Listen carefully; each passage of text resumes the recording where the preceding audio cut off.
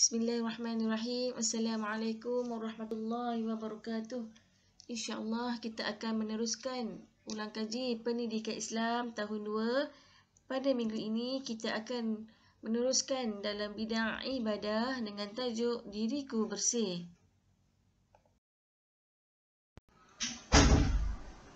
Objektif pembelajaran, murid dapat menyenaraikan alat-alat beristinja selain daripada air.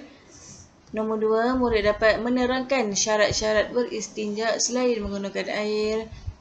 Murid dapat menjelaskan cara beristinja selain daripada air. Nombor 4, murid dapat menganalisis kepentingan beristinja selain daripada air. Yang terakhir, murid dapat merumuskan keutamaan beristinja mengikut sunnah Rasulullah SAW.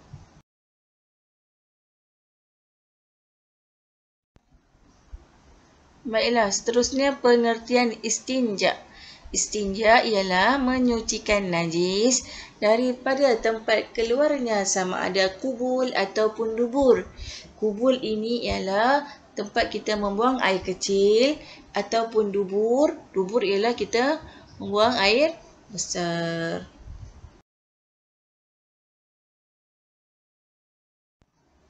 InsyaAllah kita masuk kepada bahagian alat istinja.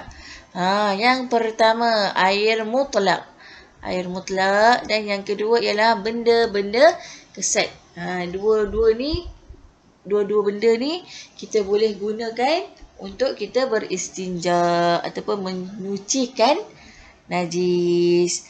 InsyaAllah slide yang seterusnya akan menerangkan apa itu air mutlak dan apa itu benda-benda yang kesat.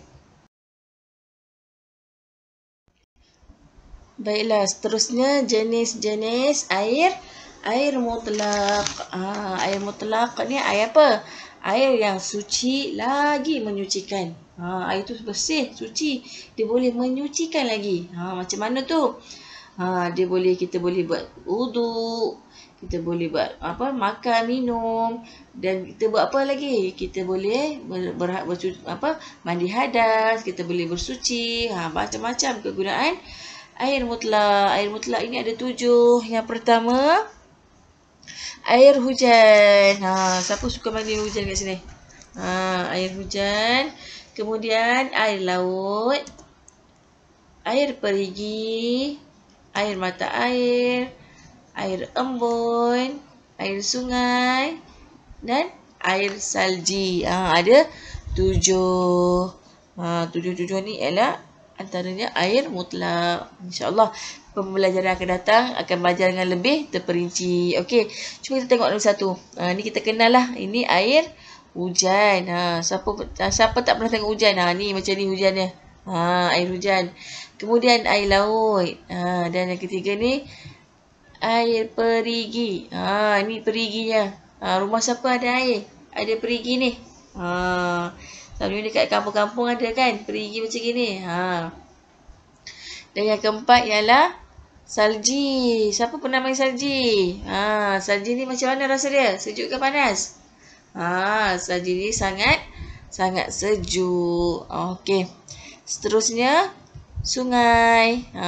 Sungai. Siapa suka mandi sungai? Angkat tangan. Okey, baiklah. Seterusnya air embun. Air embun ni macam mana? Cuba tengok gambar air embun tu. Dia air tu berada di permukaan ni lah. Kita berembun kan. Contoh kalau yang ada kat luar kadang-kadang pokok bunga, yang boleh nampak lah kelompok-kelompok bunga, daun-daun. Contoh kalau kita nak pergi sekolah kan, kita bangun, kita tinggalkan kereta kat luar, esoknya kita pergi sekolah, ada air-air kat kereta kan, kat kelompok-kelompok bunga. Itu ialah air embun, air yang bersih. Seterusnya air mata air. Air mata air ni selalunya dia ada apa? Keluar daripada tanah. Ataupun kita tengok dekat bukit-bukit kan, tiba ada air-air macam-macam gitu kan. Itu ialah air mata air. Okey. Jadi maklimah dah terang tentang air mutlak ni kita boleh bawa solat. Betul? Boleh buat untuk ambil wuduk. Contohlah, kita mandi laut. Tiba-tiba dah nak masuk waktu ataupun dah waktu dah nak habis dah ni. Boleh ambil air dalam guna air laut tu. Ambil guna air laut tu, lepas tu teruslah pergi salin pakaian, boleh terus solat. Tapi kalau ambil uduk, nak terus solat pun tak apa. Tapi mestilah pakaian itu menutup aurat.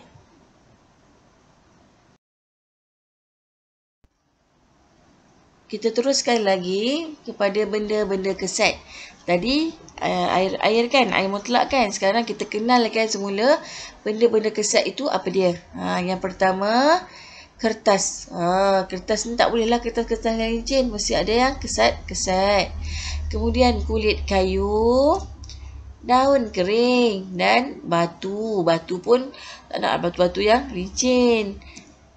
Kemudian tisu dan akhir sekali kain yang bersih untuk menghilangkan najis. Okey, baiklah kita terus kepada ciri-ciri. Ciri-ciri alat istinja tu macam mana kita nak tu. Okey. Tengok yang pertama ialah benda kesat seperti batu ataupun kertas. Mestilah benda-benda kesat lah.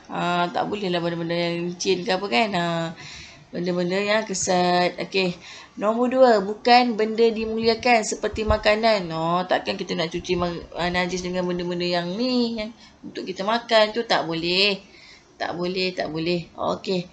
Nombor 3. Benda tu mestilah bersih dan suci. Bukan kotor. Kita nak cuci najis mestilah kita nak benda yang bersih. Takkan kita nak cuci lagi dengan benda yang kotor. Tak elok macam itulah kan. Seperti najis dan darah. Dan yang terakhir, ciri-ciri alat istinja itu ialah boleh menghilangkan najis. Kita nak hilangkan najis mestilah benda yang kita nak tu boleh hilangkan najis. Bukan benda yang licin seperti plastik. Plastik memang tak boleh lah kan. Sebab kita syarat-syarat dia mesti benda yang kesat. Ataupun botol kaca. Tak boleh lah kita nak guna. Nanti kan cedera. Baiklah, kita tengok pada muka surat yang seterusnya. Cara beristinja selain air. Ini dia tunjuk demo lah. Contohlah kan. Dia ambil guna anak patung. Okey, cuba tengok. Kotak yang pertama nombor 1. Sapu kubul dan dubur dengan benda kesat. Dia sapu dengan benda yang kesat. Dia bagi contoh kat sini. Menggunakan batu. Okey. Yang nombor 2, sapu dengan 3 kali sapuan. Okey, awak ambil batu. Okey, sapu kan kat sini. Satu batu tadi dah yang first tu. Okey, buang. Ambil batu nombor 2, ambil kesatkan kan dia. Kemudian buang. Dan yang ketiga. Setiap kali sapuan menggunakan kesat yang baru, benda kesat yang baru. Tak boleh guna batu satu, kesat. Kali kedua kesat. Tapi guna batu yang satu, tak boleh. Dia kena guna batu yang baru. Kalau boleh ada 3 ketul batu. Kemudian kepentingan beristinja selain air. Sebab apa? Sebab mudah didapati. Takkan kita nak guna air tapi air tak ada. Tak boleh guna benda lain. Takkan kita nak duduk dalam keadaan berhadas, betul tak? Boleh menggunakan benda-benda yang kesat. Kemudian sebagai pilihan selain air, kalau tak ada sangat air ni, bolehlah menggunakan benda-benda kesat tadi. Okey. Di sini dia tulis info apa? Boleh menggunakan seketul batu yang mempunyai 3 permukaan yang berbeza. Dia ada satu ketul je batu. Tapi permukaan tu berbeza. Taklah mendatar je. Dia ada tiga penjuru lah katakan. 3 penjuru. Boleh.